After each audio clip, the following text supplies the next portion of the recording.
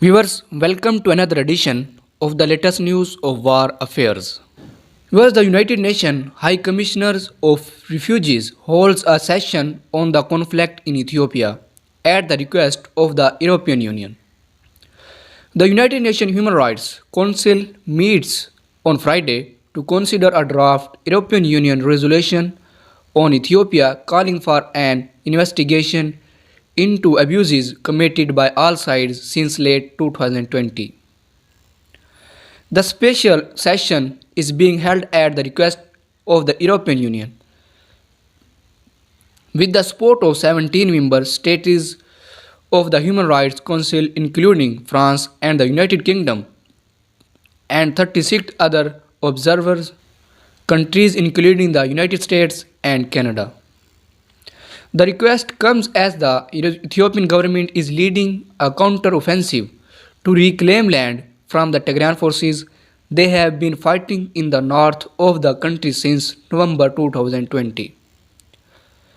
European Union Ambassador to the United Nations Lord said, "In light of the deteriorating situation, we believe that the international community has a moral obligation to try to prevent further atrocities and ensure justice for victims and survivors."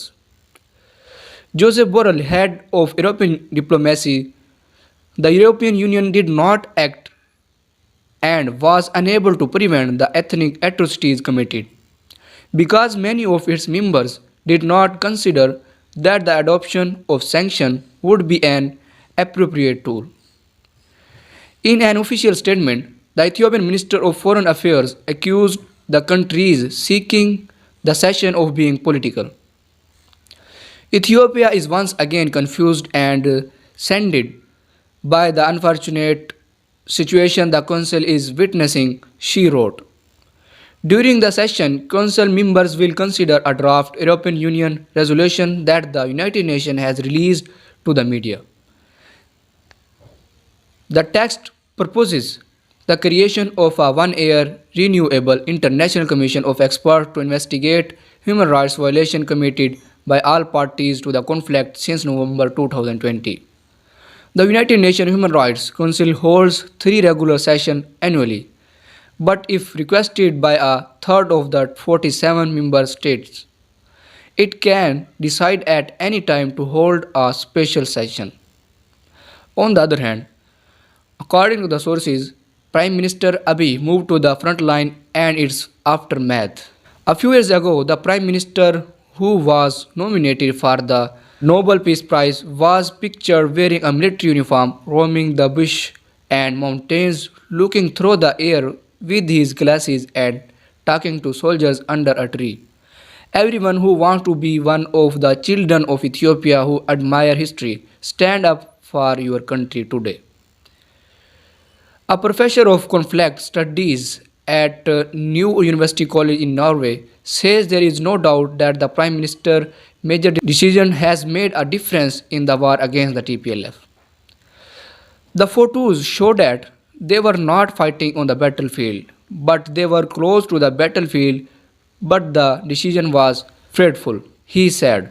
It has raised the morale of the general strength Ethiopian nationalism, mobilized national heroes such as Haile Gebrselassie and led thousands of people to join the army and the Amhara militia, he added.